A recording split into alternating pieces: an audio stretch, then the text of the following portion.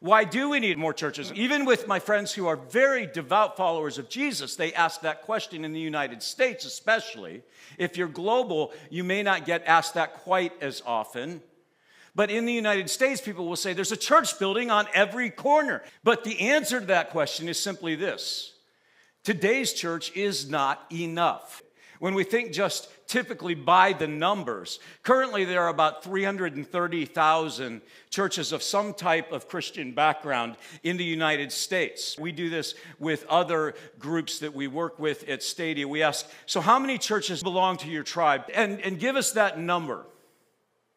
And then ask the question, how many new churches did your tribe or your denomination start, we'll say, in the last 10 years? And that's data that's typically fairly accessible to get.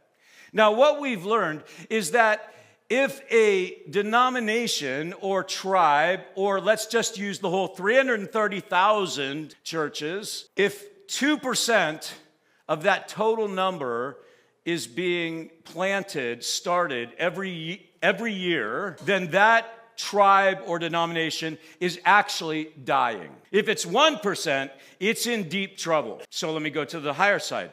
If it's starting 3% of its total number of churches every year, it's plateaued. 4%, it's growing. 5%, it's making a significant impact. So figure out those numbers. They're not hard to do. 330,000. So in the United States, for about the past 2 decades, we've been averaging somewhere between 3,000 and 4,000 new church startups per year. So what percentage of that is the total of 330,000? 1%. Which tells you why we're losing ground in the United States currently. 3%, which would be getting us to plateau, means we have to be starting 9,000 new churches per year just in the United States, let alone globally. 4%, 12,000 new churches per year.